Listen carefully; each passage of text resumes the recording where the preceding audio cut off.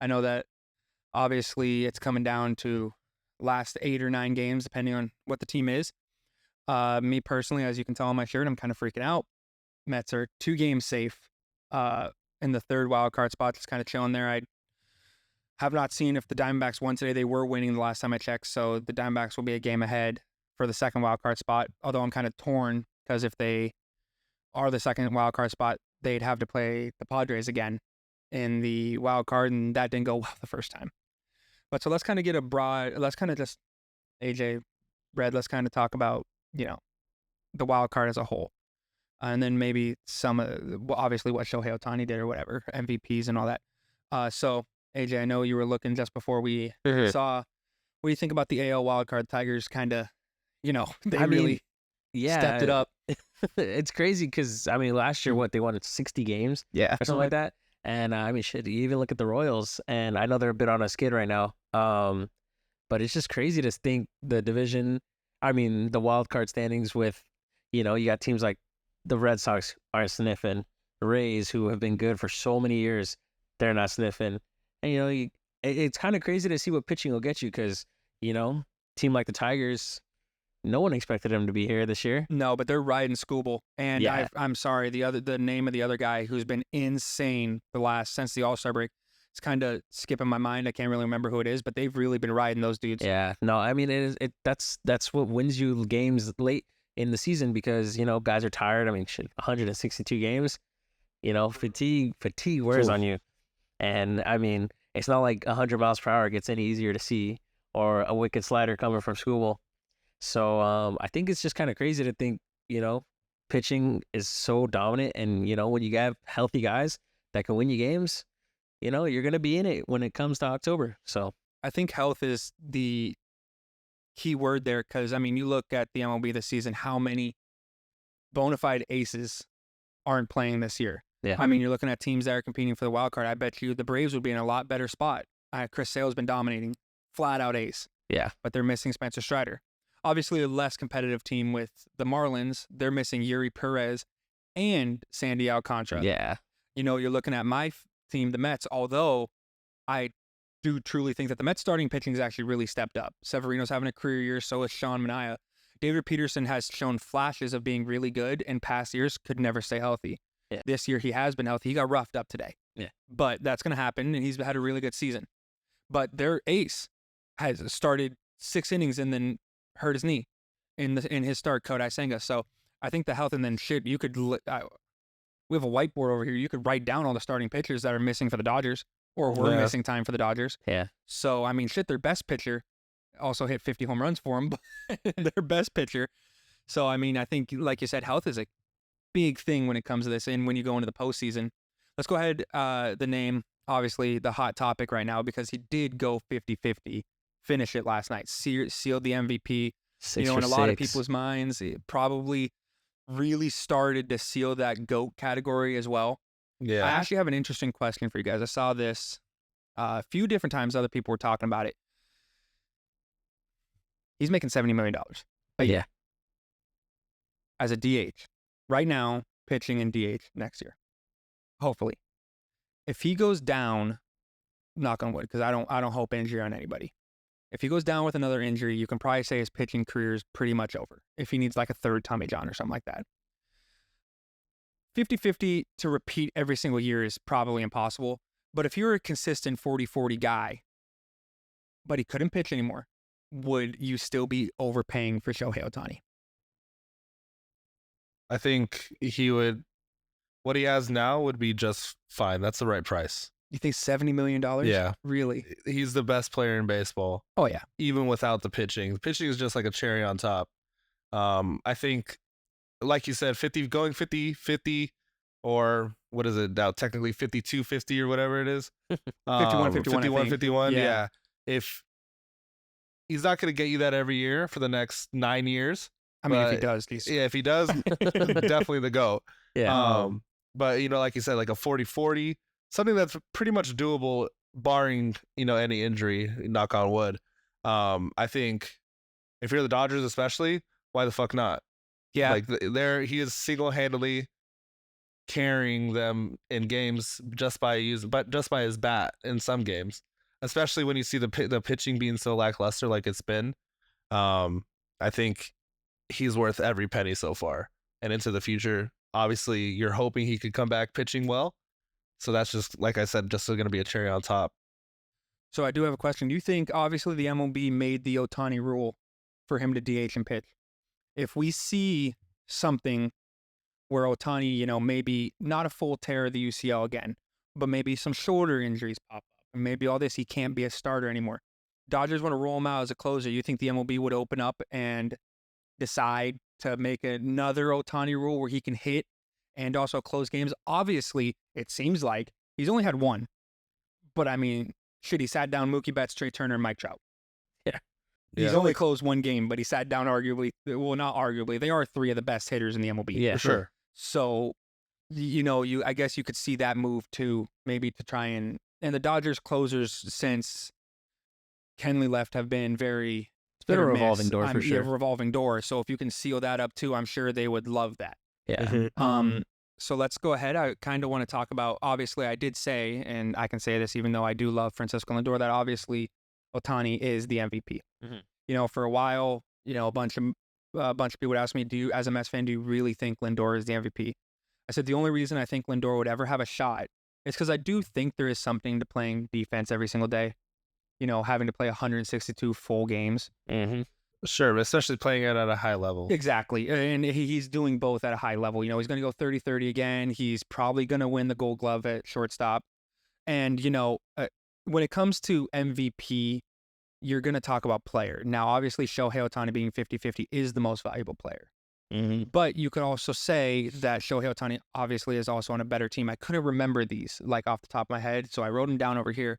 But Ohtani has a 7. This is not F WAR now. This is just flat WAR. Ohtani has a 7.7 WAR. Jeez. Mookie Betts has a 4.3.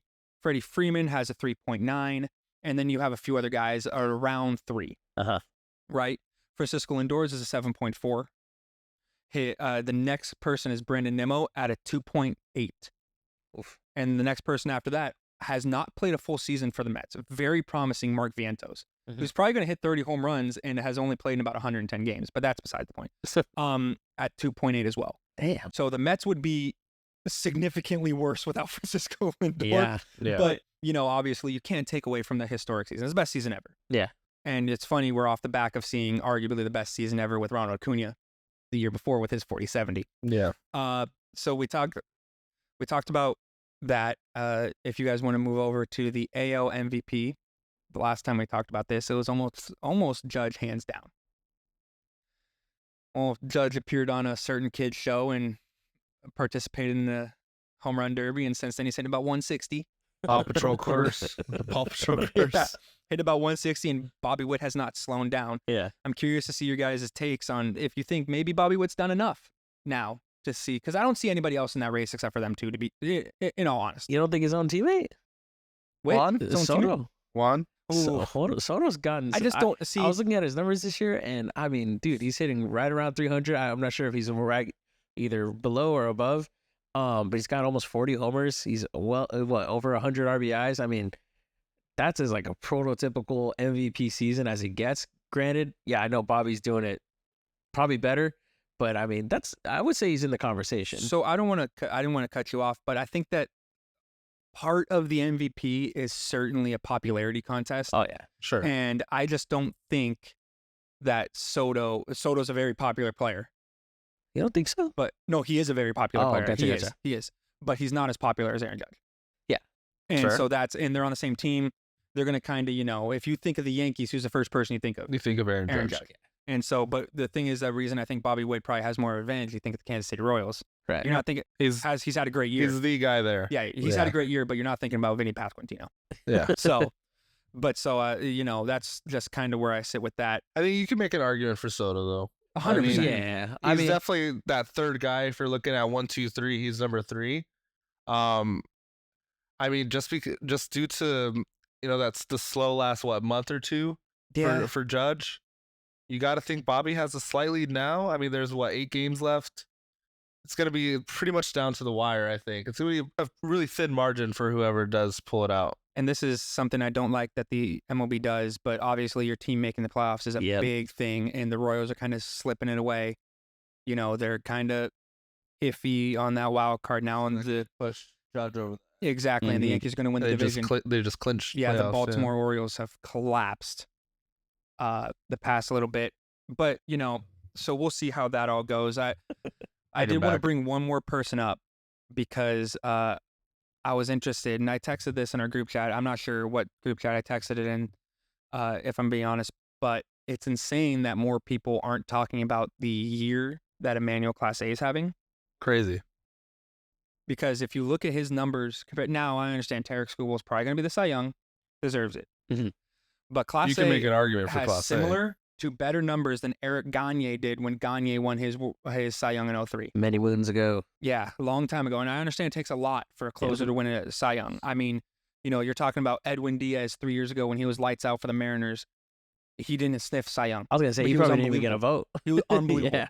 So it's very hard for someone like that to do it. And I get it. You know, you pitch one inning compared to Skubal's going out there for 6 or 7 every night, every single 5 days. Yeah. And so, you know, I get it, but I just thought I'd bring up the fact that Clase is elite. I mean, he's got a sub-1 ERA. Oh yeah, he should.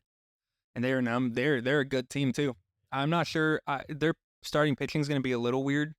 You know, they have Tanner Beebe and why am I drawing a blank? They have one other really good pitcher, but I'm drawing a blank on him. But seems like in the postseason you really need like 3 solid starters. That's why the Phillies are so dangerous. Yeah. Because they have 3 quality guys. Depth. Yeah, and bullpen. But I mean, shit. There's no one else in the MLB you'd rather give the ball to in Game 7 of the World Series, up by a run.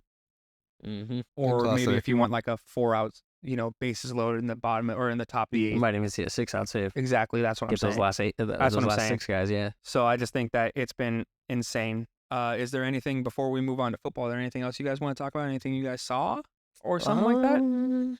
Maybe bring up the Angels a little bit. Slide them There's in. nothing. We don't have to talk about that. I mean, Zach Neto is the first Angel infielder to go. What was it? 2020. So I mean, you know, good signs there, but just there's so much that needs to go improving. And he might win the Gold Glove.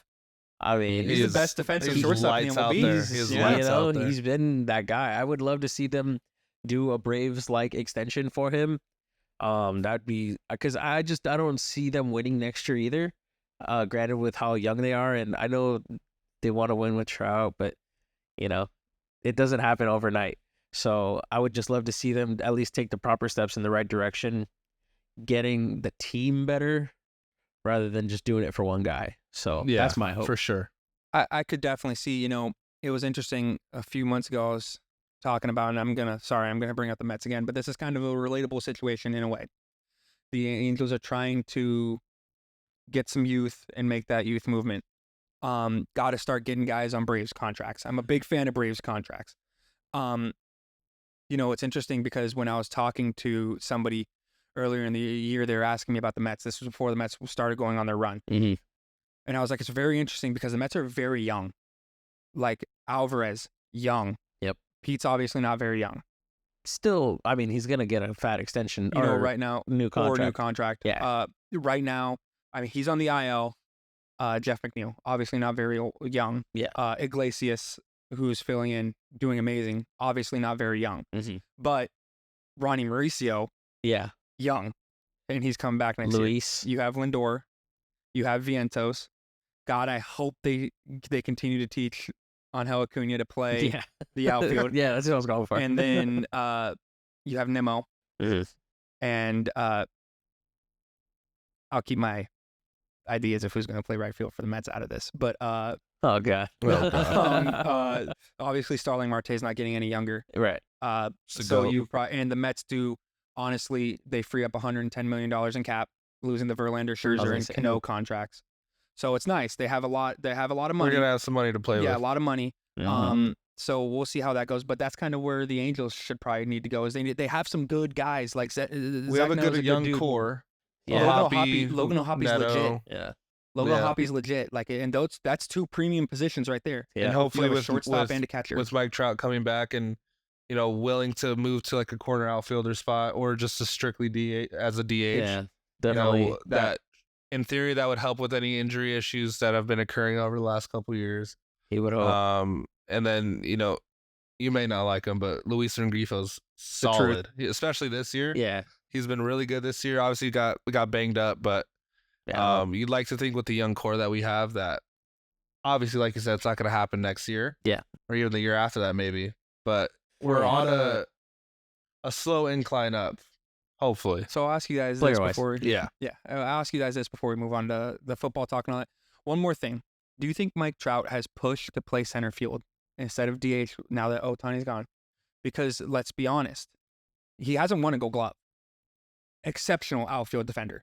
But do you think kind of in the back of his mind, the fact that he hasn't won a Gold Glove is why he wants to go out there and prove that he can actually play center field very well? I'm sure that is the case.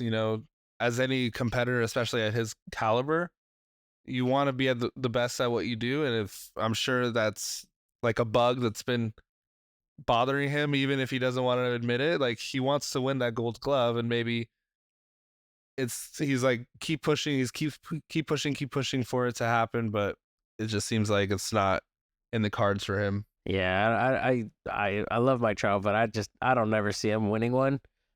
Just getting older, injuries starting to rack up, sadly, and I mean, the guys are only going to get younger and faster, so.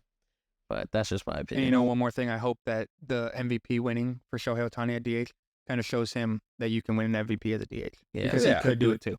I don't know if he'd go 50-50 because they probably want to keep him healthy. Steal all those bags. He definitely could, but they probably want to keep him healthy. He could, but I don't think know he if could they hit would the let him. homers though.